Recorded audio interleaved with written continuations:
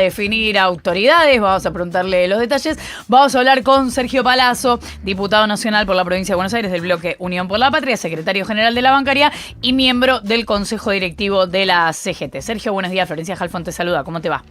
Hola, buen día. ¿Cómo estás? Un saludo a toda la audiencia. Gracias por atendernos. Por favor. Bueno, Sergio, ¿qué esperás del Congreso mañana? Bueno, en principio la elección de nuevas autoridades que constituya cuál va a ser el destino de quienes conducen para los próximos 4 años. En segundo lugar, que esas nuevas autoridades se pongan a trabajar o nos pongamos a trabajar, al que le toque estar, en cualquier lugar que le toque estar, en un programa del movimiento obrero. Y en tercer lugar, poder discutir que tiene que tener una vocación clara de confrontación con el gobierno de Milei, la conducción que asume en la CGT, a partir de los intentos de regresión laboral que pretende este gobierno, y a partir de que claramente el presidente ha dicho que su programa económico está escrito en piedra, es decir, no piensa modificar absolutamente nada, y es un programa económico que ha generado mayor desempleo, una caída brutal de ingresos, que ha caído el ingreso de los jubilados y son reprimidos todos los miércoles. Entonces aspiro a que políticamente definamos una conducción que tenga como premisa confrontar con ese tipo de políticas del gobierno. O sea, vos no tenés duda de que mañana se eligen autoridades, como sea. Mira, en principio nos han convocado para eso. Yo en conversaciones más finas no he estado, así que calculo que si la convocatoria fue para eso, tendremos que elegir las autoridades. Sergio, ¿cómo te va? Nico Fiorentino te saluda, buen día. Hola Nico, ¿cómo estás? Me interesa saber qué crees que va a pasar y qué te gustaría a vos que pase ante la... Entiendo que es una de las discusiones y es si va a haber una conducción única o un triunvirato. Como organización sindical nosotros tenemos definido que si hay una votación en ese sentido, nosotros somos afines a que haya un solo secretario general. Creo que el triunvirato fue una transición en el momento que había ganado Macri, una transición razonable para tratar de encontrar y contener a todos los espacios. Pero ya sería el tercer triunvirato, ya me parece que para transición demasiado larga. ¿Y qué crees que va a pasar? Por lo que me dicen y he conversado con algunos compañeros, creo que hay un consenso mayoritario en otro sentido, que es ir por el triunvirato. Por eso vuelvo a decir, si se somete a alguna votación, la posición nuestra es un solo secretario general. Y si hay un consenso generalizado, bueno, nosotros no vamos a ser obstáculo de ese consenso, obviamente. ¿Y existe esa persona, Sergio, que puede ejercer ese unicato o esa conducción conteniendo a todos los sectores adentro y garantizando que sea algo que no haya que revisar en 6 meses?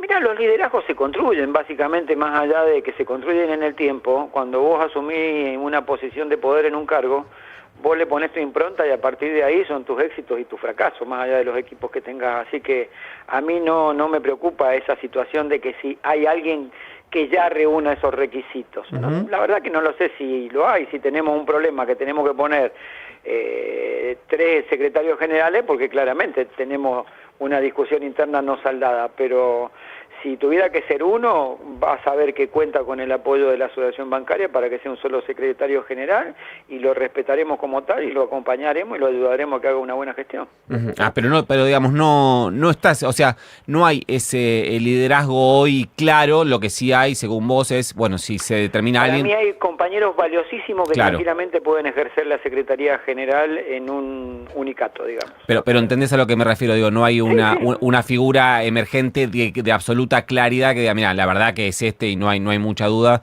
porque si no surgiría más natural, eso entiendo. Voy a volver sobre lo mismo, es decir, hay compañeros que sí están en condiciones y que sí reúnen esos requisitos. Obviamente no voy a dar el nombre porque sería de los que yo pienso, porque sería anteponer una situación en un momento previo a una elección, no corresponde. Sergio, ¿qué te pasa con las discusiones que por ahora hay alrededor de versiones y algunas declaraciones de funcionarios, pero no mucho más, respecto de la reforma o la discusión de reforma laboral que se propone el gobierno? Porque recién hablábamos con una autoridad de las pymes que planteaba algo que bastante se viene planteando incluso desde el universo sindical, que es si la economía no crece no va a haber más contrataciones, pero también es cierto que hay un reclamo de algunas modificaciones para el universo laboral en general, además de que han cambiado mucho las realidades de los trabajadores desde la creación de la última reforma. ¿Qué ¿Qué te imaginás? ¿Qué crees que sí se puede discutir? Bueno, en principio yo, tratándose de este gobierno y su política, me niego a hablar de reforma laboral, es una regresión laboral lo que pretenden, decididamente. Hasta ahora hay un solo proyecto que unifica la posición del oficialismo en el Congreso, que es el que presentó Romina Díez.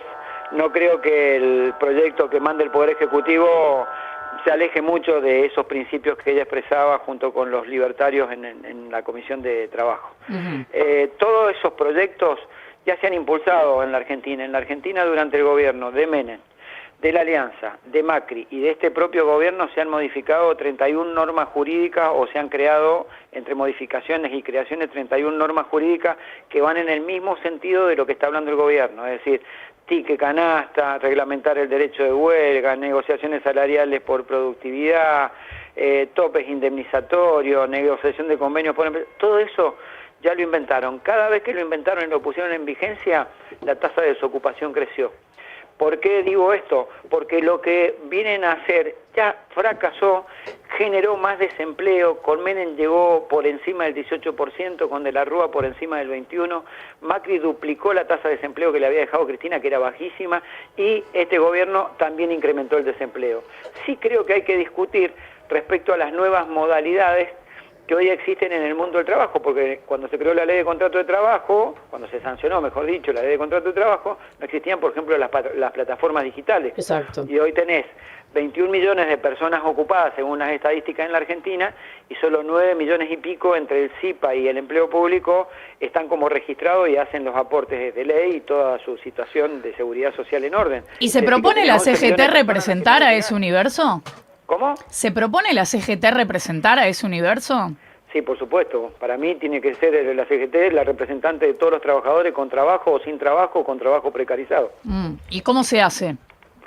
Yo creo que se hace estableciendo en aquellos casos donde estás con una situación, por ejemplo, los de plataformas digitales, que tienen ese gris tan gris casi negro de relación laboral, estableciendo un piso mínimo de derecho que habrá que estudiar cuál es y cómo se financia, pero tiene que tener un piso de derecho mínimo como trabajadores.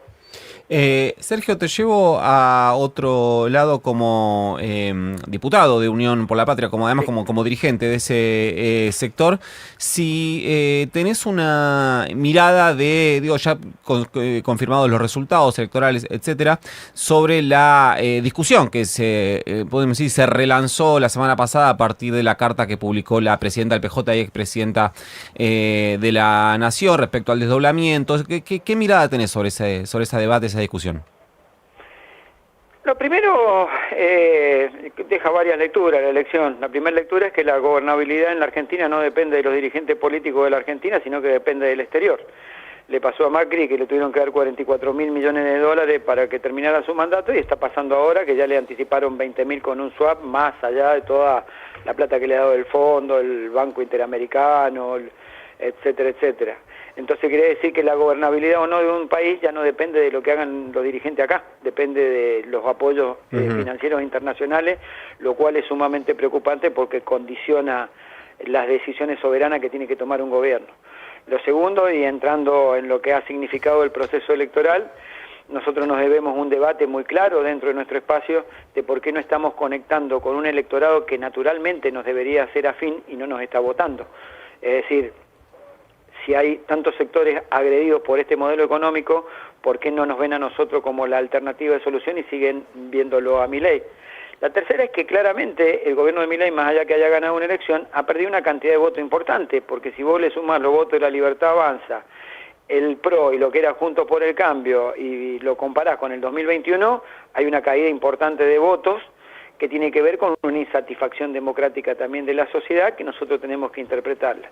Y respecto a los temas internos, yo aspiro a que estas cuestiones se diriman entre una discusión interna en la cual tenemos que encontrar una síntesis, porque si hay dos estructuras que han quedado en la Argentina, nacionales, y aún con el debilitamiento del proceso electoral, esas dos estructuras son, por un lado, el movimiento obrero y por otro lado el PJ, que lidera Unión por la Patria, el espacio Unión por la Patria, que es bastante plural. Y yo creo que esas dos instancias hay que cuidarlas para tener un modelo nacional que discutir. Yo no creo ni en la municipalización ni en la provincialización de la política, porque termina abrazado a una confederación de caudillos municipales o provinciales en lugar de discutir un proyecto nacional. Y dentro de eso también tiene que haber algún tipo de reforma política que establezca, y constitucional, que establezca que no haya más balotaje en la Argentina. Yo no coincido con la opinión de que haya un balotaje, como tampoco coincido en que a cada uno se le ocurra hacer una elección el día que quiere, un municipio, un gobierno provincial. Para mí las elecciones tienen que ser el mismo día, desde concejales hasta presidente de la nación, y el que ganó la elección se hace cargo del poder ejecutivo que le toque, sea en un municipio, en una provincia o en la nación, y no someterlo a un balotaje donde todos se juntan en contra de alguien. Sergio, la última al menos de mi parte, que no tiene nada que ver con esto, pero fuiste una de las personas que más de cerca siguió todo lo que fue el trámite del oro de la Argentina. ¿Vos tenés claro dónde está? Sí, claramente se lo llevaron a Londres, al oro. Nada más que falta que lo confirmen. Pero el tema no es al lugar donde se lo llevaron, sino para qué se lo llevaron, qué costos tuvieron, si tuvieron la previsión de algún informe técnico que les dijera que ese oro podía ser embargado en tránsito, o puede ser embargado en tránsito si lo querés traer de vuelta por los fondos buitre o por los acreedores en Argentina. Creo que en el modo en que se hizo la operación, mientras no haya una respuesta clara por parte de las autoridades del Banco Central, es casi un acto de irresponsabilidad lo que hicieron. Sergio, en relación a esta lectura que hacías del panorama general del peronismo, ¿por qué crees que el peronismo no está logrando interpretar y representar, podríamos decir, a la mayoría? ¿Es por la gestión del último gobierno peronista? Son varias cosas que confluyen, ¿no? Sí, claramente nosotros no estuvimos a la altura de las circunstancias en el gobierno que nos tocó ser anterior al gobierno de Milei. Habremos hecho cosas buenas, pero prevalecieron que no pudimos resolver la cuestión de ingresos de los argentinos, no pudimos resolver la informalidad de muchos argentinos, como estamos mencionando ahora, que tiene que ver con esto de la reforma, de la regresión laboral. Creo que no supimos resolver esos problemas y la sociedad eso todavía lo tiene muy presente. En segundo lugar, hay una inoculación de odio permanente y sistemático sobre el único proyecto político que queda en pie de características nacionales. Fíjate que la democracia desde su reinicio en el 83, desde el advenimiento en el 83, nuevamente la democracia a la fecha, se ha fagocitado a la Unión Cívica Radical, se ha fagocitado como partido al socialismo, se ha fagocitado como partido al PRO, y si no se lo ha fagocitado han quedado como expresiones muy minoritarias. Entonces, todo aquello que tienda a tener una estructura nacional que confronte con estas políticas de derecha va a ser atacado e inoculado de odio claramente. Y tercero, también hay una fuerte incidencia de la política internacional. Donald Trump fue muy claro, es decir, si no gana Milei y no lo votan a Milei, no le doy plata, y estalla por los aires la Argentina porque se están muriendo, una cosa así, dijo algo parecido, ¿no? Así que creo que son varios los factores, y eso es lo que está ocasionando, y nosotros le tenemos que encontrar un debate y una síntesis a eso. ¿Y cómo crees dentro del peronismo que se tiene que definir el liderazgo? Porque evidentemente hay sectores que consideran liderazgos distintos. Sí, en el fondo lo que uno tiene que establecer con claridad es cuál va a ser el programa que tiene. Después los nombres se buscan sobre el final y ojalá se encuentre una síntesis de un nombre, y si no, tiene que haber un proceso interno como cualquier partido político. Votación interna, decís. Sí, para el caso que no se encuentre la síntesis, pero siempre aspiro a la sabiduría de quienes toman decisiones más importantes de las que uno pueda participar, de encontrar esa síntesis. Sergio Palazzo, diputado nacional por la provincia de Buenos Aires del bloque Unión por la Patria, secretario general de la bancaria, miembro del Consejo Directivo de la CGT. Gracias, Sergio, por habernos atendido, y feliz día mañana para vos y los bancarios. Muchas gracias a ustedes, un abrazo grande y saludo a toda la audiencia. Otro 15 minutos para la